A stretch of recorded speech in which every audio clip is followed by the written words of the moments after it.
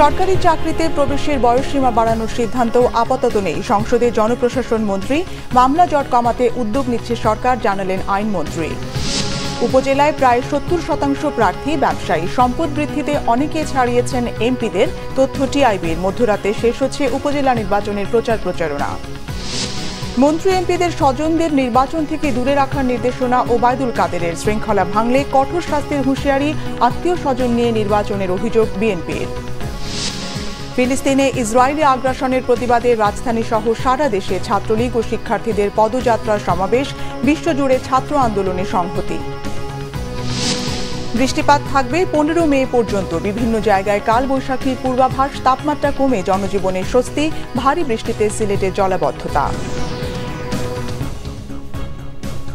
দেখছিলেন বিআরবি কেবল সংবাদ শিরোনাম, এবারে বিস্তারিত। সরকারি চাকরিতে প্রবেশের বয়সসীমা বাড়ানোর সিদ্ধান্ত আপাতত নেই, জানিয়েছেন জনপ্রশাসন মন্ত্রী ফরহাদ হোসেন।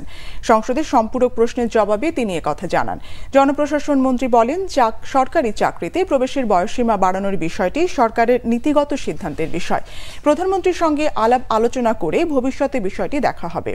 ফরহাদ হোসেন বলেন, গত 15 বছরে সরকার অনেক যুগান্তকারী পদক্ষেপ নিয়েছে। চাকরিতে প্রবেশের বয়সসীমা 27 বছর থেকে বাড়িয়ে 30 করা হয়েছে।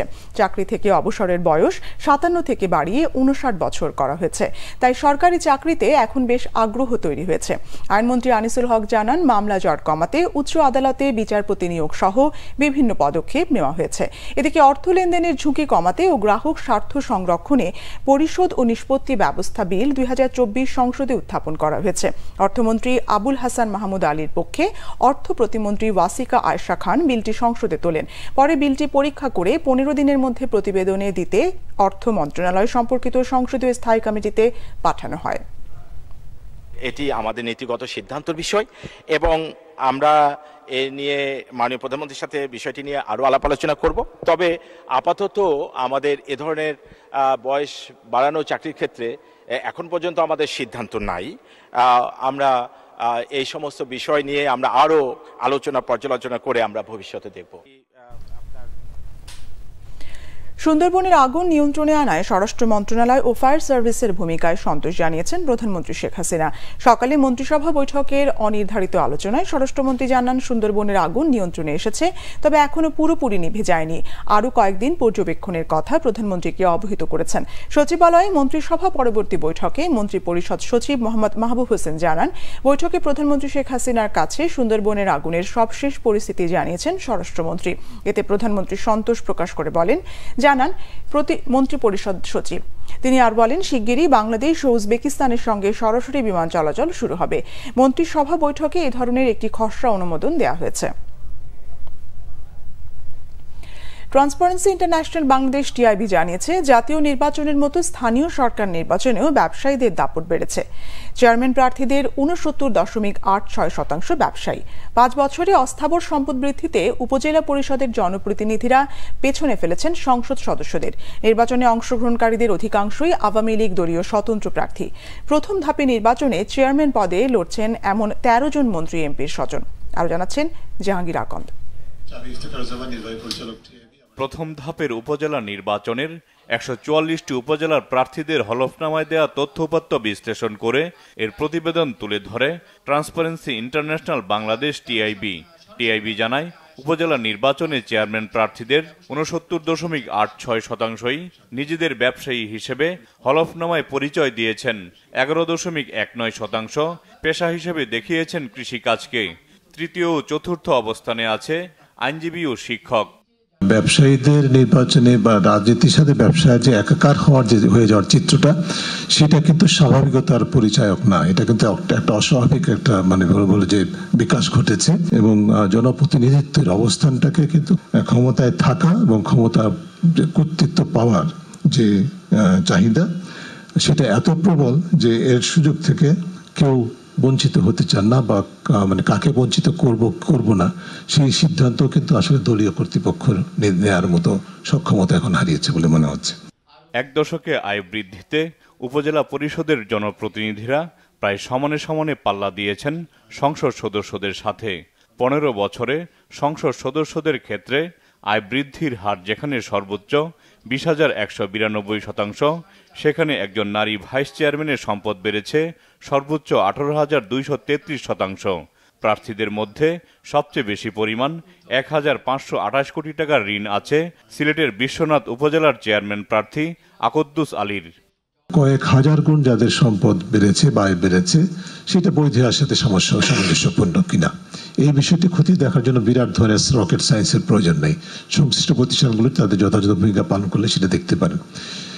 একইভাবে আবার যারা একেবারেই 10 টাকা 12 টাকা আয় দেখেছে সেটা কি বিশ্বাসযোগ্য, যথেষ্ট? এটা নিয়ে প্রশ্ন উঠতেই পারে। তাহলে কেন তথ্য গোপন করেছেন? তথ্য গোপন করা একটা অপরাধ। তো যারা কম তথ্য দিয়েছেন তারা যেরকম অন্যায় করেছেন, একইভাবে যাদের তথ্য বিশাল, তাদের দেওয়া তথ্য অনুযায়ী বিশালভাবে সম্পদের বিকাশ হয়েছে, সেক্ষেত্রেও কিন্তু এটা পরোক্ষযোগ্য একটা বিষয় এবং সেটা আমলে নিয়ে সংশ্লিষ্ট প্রতিষ্ঠান, আমি রিপিট করছি, 3টি প্রতিষ্ঠান সরাসরিভাবে আমরা মনে করি, নির্বাচন কমিশন তো বটেই, জাতীয় রাজস্ব বোর্ড এবং আইন প্রক্রিয়া সংস্থার মধ্যে দুর্নীতি দমন কমিশন তাদের এখতিয়ারভুক্ত। টিআইবি জানায় উপজেলা নির্বাচনে অংশ নেওয়া প্রার্থীদের 16.64 শতাংশ মামলায় অভিযুক্ত। এবার উপজেলা নির্বাচনে নারীর অংশগ্রহণ জাতীয় সংসদের তুলনায় কম। জাহাঙ্গীর আকন্দ, বাংলা ভিশন, ঢাকা। আর কিছুক্ষণ পর শেষ হচ্ছে প্রথম ধাপের উপজেলা নির্বাচনের প্রচারণা। শেষ দিনের প্রচারণায় দিনভর মাঠ চষে বেরিয়েছেন প্রার্থীরা। মাদারীপুর সদর উপজেলা নির্বাচনে প্রার্থী হয়েছেন মাদারীপুর 2 আসনের সংসদ সদস্য ও আওয়ামী লীগের সভাপতি মণ্ডলীর সদস্য শাহজাহান খানের বড় ছেলে ও তার চাচাতো ভাই। নির্বাচনের দিন যতই এগিয়ে আসছে ততই বাড়ছে প্রচারণায় উত্তাপ। ভোট চাইতে ঘরে ঘরে যাচ্ছেন প্রার্থীরা। পছন্দের প্রার্থীকে বেছে নেবেন জানালেন ভোটাররা। মাদারীপুর প্রতিনিধি ফরিদ উদ্দিন মুফতির তথ্য ও ছবিতে ডেস্ক রিপোর্ট।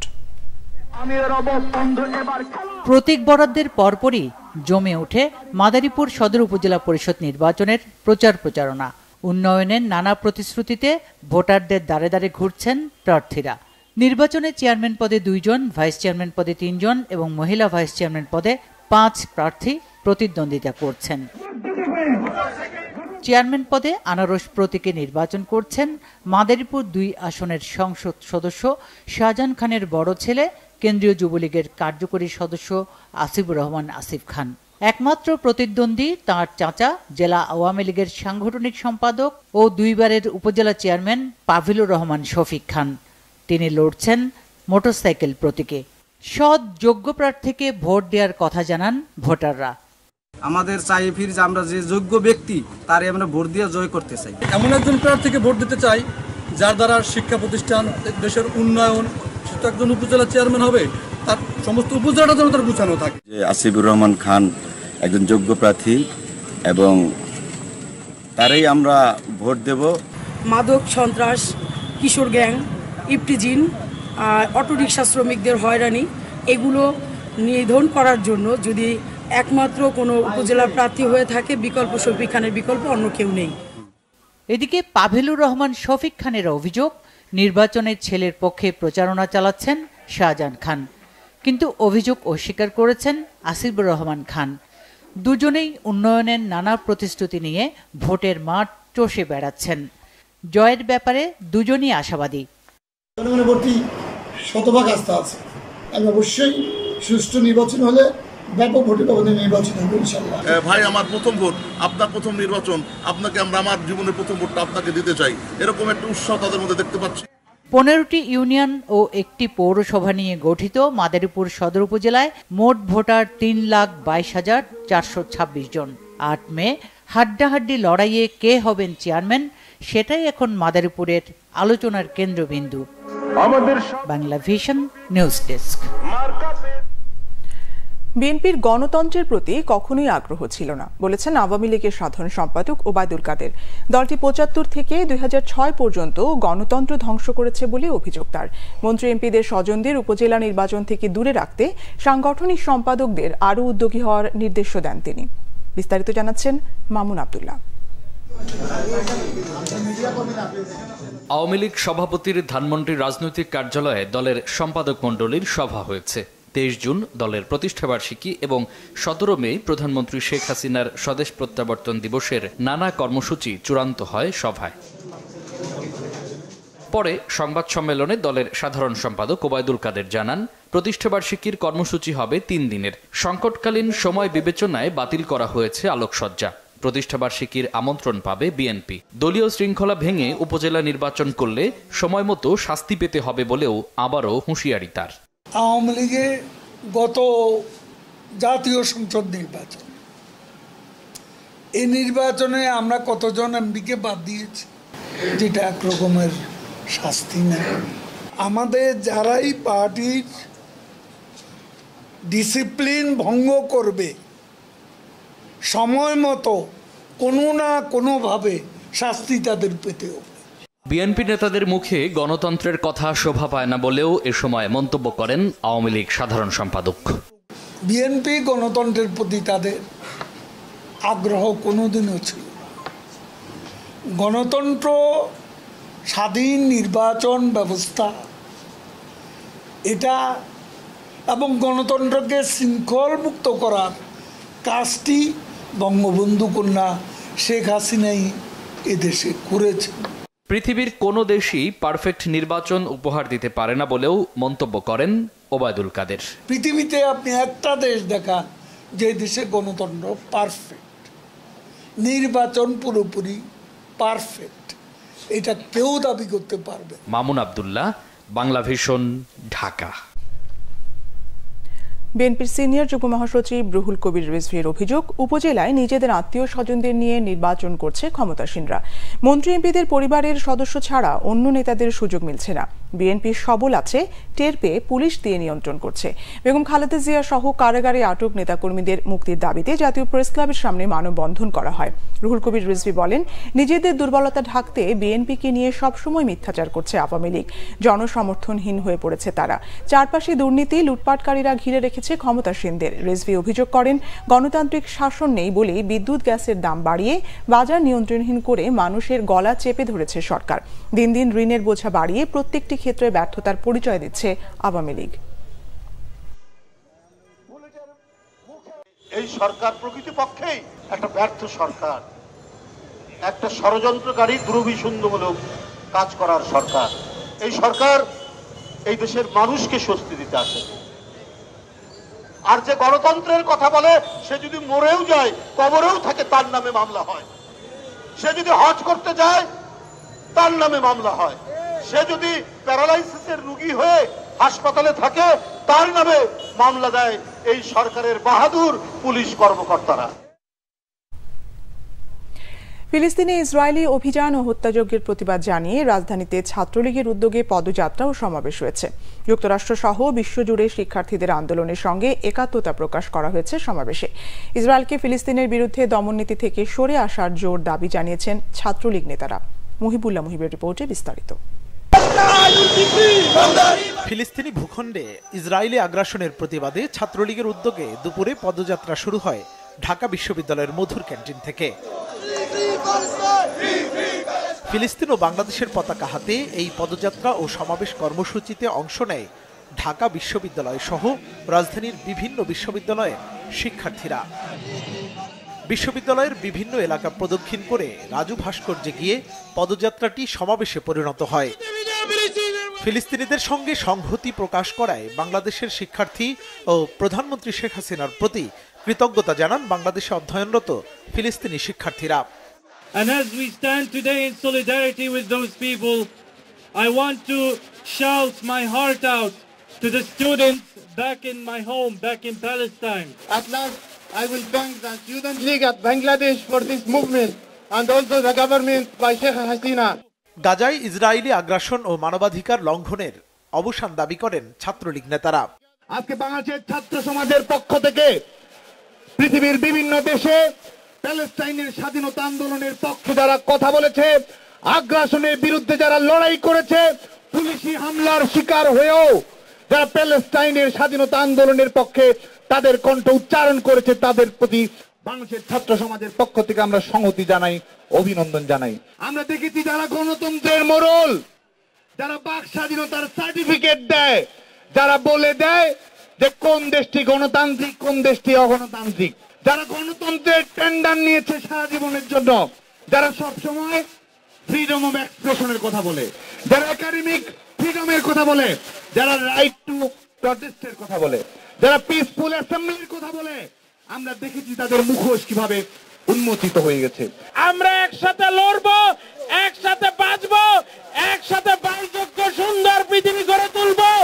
আমরা একসাথে শান্তিপূর্ণ মানবিক বিশ্ব গড়ে তুলবো। ইসরায়েলের মানবতা বিরোধী কর্মকাণ্ডের বিরুদ্ধে যুক্তরাষ্ট্র ও ইউরোপে বিশ্ববিদ্যালয়ের শিক্ষার্থীরা যেভাবে জেগে উঠেছে তা গোটা বিশ্বের তারুণ্যকে প্রভাবিত করছে বলে মনে করেন ছাত্র নেতারা।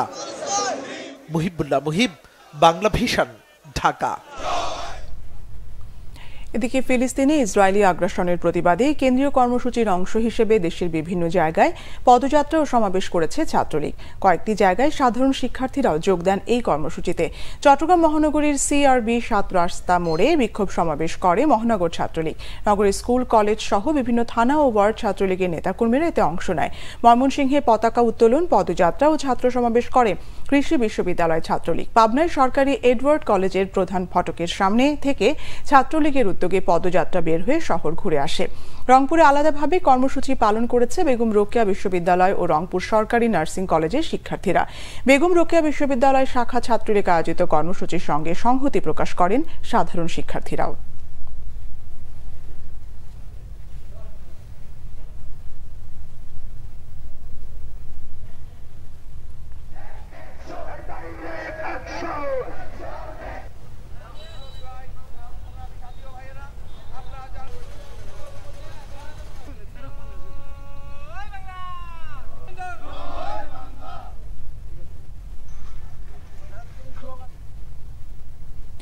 খেলাপি ঋণের বোঝা ও সুশাসনের অভাবে ডুবতে বসা ন্যাশনাল ব্যাংক ইউসিবি ব্যাংকের সঙ্গে একীভূত হচ্ছে না।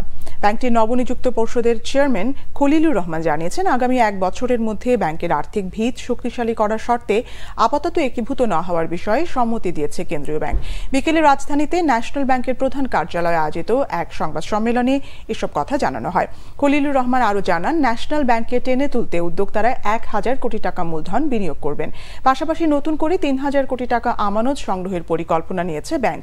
চেয়ারম্যান প্রতিশ্রুতি দেন, ন্যাশনাল ব্যাংকে আর লুটপাট হবে না, উদ্ধার করা হবে খেলাপি ঋণ। তবে নতুন বোর্ড সদস্যদের সঙ্গে দীর্ঘ বৈঠক করলেও পর্ষদ সদস্যরা কে কোন প্রতিষ্ঠানের প্রতিনিধিত্ব করছেন সাংবাদিকদের এমন প্রশ্নের জবাব দেননি খলিলুর রহমান। এক পর্যায়ে বাংলাদেশ ব্যাংকে মিটিংয়ের কথা বলে সংবাদ সম্মেলন স্থান ত্যাগ করেন ন্যাশনাল ব্যাংকের নবনিযুক্ত পর্ষদের চেয়ারম্যান।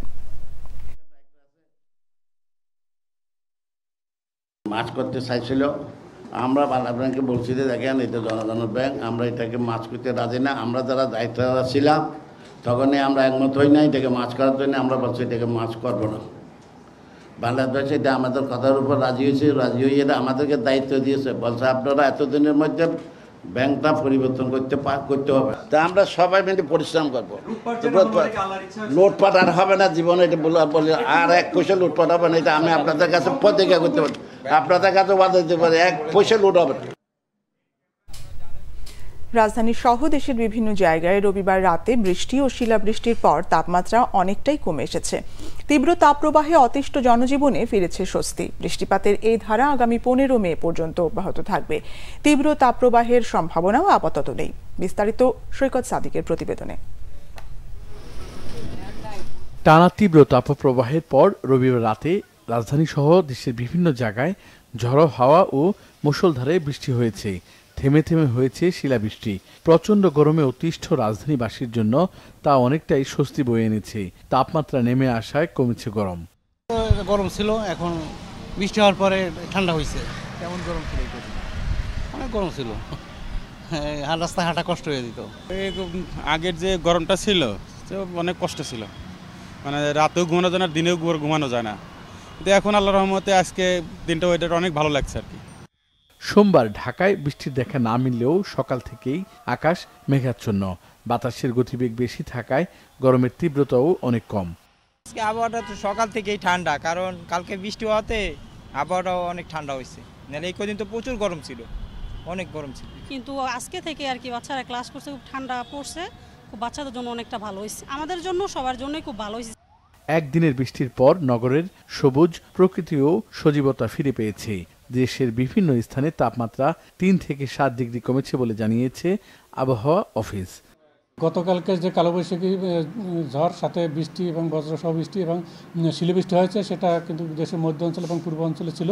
এটা আজকে সারা দেশব্যাপী শুরু হওয়ার সম্ভাবনা রয়েছে এবং এই ধারাটা আগামী 15 মে পর্যন্ত অব্যাহত থাকার সম্ভাবনা রয়েছে।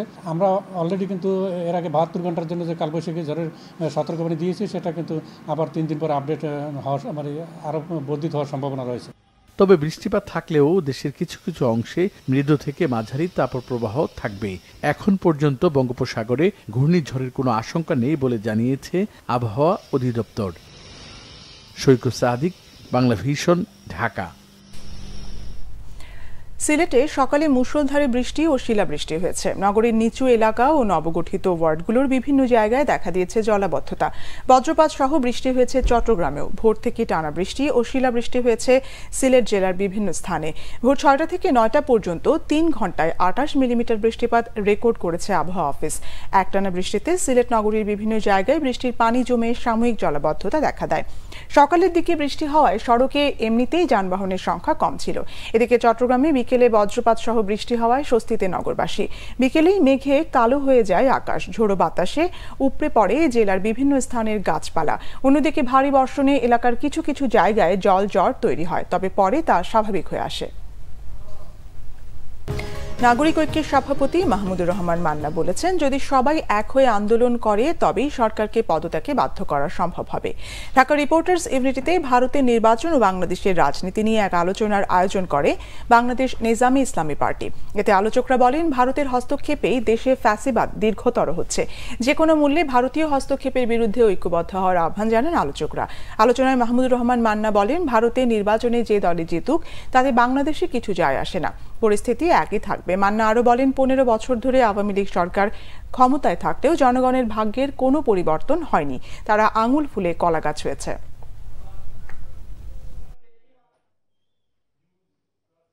লড়াইটা যদি করি তাহলে কি পদ্ধতিতে লড়াই করলে আমি সত্যি সত্যি জিতবো? ইমোশন দিয়ে জেতা যাবে না। নিশ্চয়ই ফ্যাসিবাদের বিরুদ্ধে লড়াই করবার জন্য সর্বব্যাপক ঐক্য হওয়া দরকার। আমরা যখন রাস্তায় যাব, হাঁটতে থাকবো, সে যুগপথ হোক, যে ফর্মেই হোক, কমন একটা বিষয় আছে, তা হচ্ছে এই সরকারকে ফেলতে হবে, এই সরকারকে পদত্যাগে বাধ্য করতে হবে। লড়াই যদি ঠিক মতো লড়তে পারি, একবার যদি বিদেশিদের মনে হয় ইনি আর থাকতে পারবেন না, তখন তারা আপনার সাথে কথা বলতে আসবে। তার আগে আসছে না, তার আগে আসবে না। ওই লড়াইটা যাতে শক্তিশালীভাবে গড়ে তুলতে পারি, সেই কথা ভেবেই আমরা কাজ করতে থাকি। ঢাকা উত্তর সিটির মেয়র আতিকুল ইসলাম বলেছেন, মশা নিধনে সিটি কর্পোরেশনের বাড়ি বাড়ি গিয়ে কাজ করতে পারবে না। এজন্য সকলকে নিজ নিজ অবস্থান থেকে সচেতন হতে হবে। লার্ভা জন্মানোর 26টি হটস্পটে ডিএনসিসির কাজ চলছে উল্লেখ করে তিনি জানান, বৃষ্টির পানি দ্রুত নিষ্কাশনে কুইক রেসপন্স টিমও কাজ করবে। রাজধানীর কুড়িলে সকালে ডেঙ্গু প্রতিরোধে সচেতনতামূলক কার্যক্রম ও মশক নিধন অভিযানে মেয়র আতিক আরও জানান, এই বৃষ্টির মৌসুম এডিস মশার মোক্ষম সময়। জনসচেতনতা সৃষ্টিতে 3 দিনে 1 দিন জমা পানি ফেলে দিন, এই স্লোগানও দেন উত্তরের মেয়র। এ সময় কুড়িল এলাকায় কয়েকটি বাড়ি পরিদর্শন করেন তিনি। একটি বাণিজ্যিক ভবনে এডিস মশার লার্ভা পাওয়ায় 1 লাখ টাকা জরিমানাও করা হয়। একটি ওয়ার্ড কাউন্সিলরকে, এটি মহিলা হোক এবং পুরুষ হোক, প্রত্যেকে আমরা 50,000 টাকা করে দিচ্ছি। আমি এটি দেওয়ার কারণ হলো, আমাদের কাউন্সিলররা এলাকার মুরব্বী, জনগণ, স্কুলের শিক্ষক, মাদ্রাসা, মসজিদ, মন্দির সবার সাথে আলাপ করবে এবং মনে বলবে যে না, আমাদের ঘর বাড়ি পরিষ্কার রাখি, আমাদের নিজস্ব জায়গা আমরা পরিষ্কার রাখি। ধান এবং সবজির জিনগত সত্ত্ব বিদেশি কোম্পানিগুলোকে দেওয়ার প্রক্রিয়া শুরু হয়েছে দাবি করে উদ্বেগ জানিয়েছে চাষাবাদ ও পরিবেশ সংশ্লিষ্ট কয়েকটি সংগঠন। সোমবার জাতীয় প্রেস ক্লাবে সংবাদ সম্মেলনে এই উদ্বেগ জানায় সংগঠনগুলো। পরিবেশ ও স্বাস্থ্য ঝুঁকি থাকা সত্ত্বেও কৃষক পর্যায়ে কিছু নতুন জাত চাষের অনুমোদন প্রক্রিয়া চলছে উল্লেখ করে তা বন্ধে প্রয়োজনীয় পদক্ষেপ নেওয়ার আহ্বান জানানো হয়।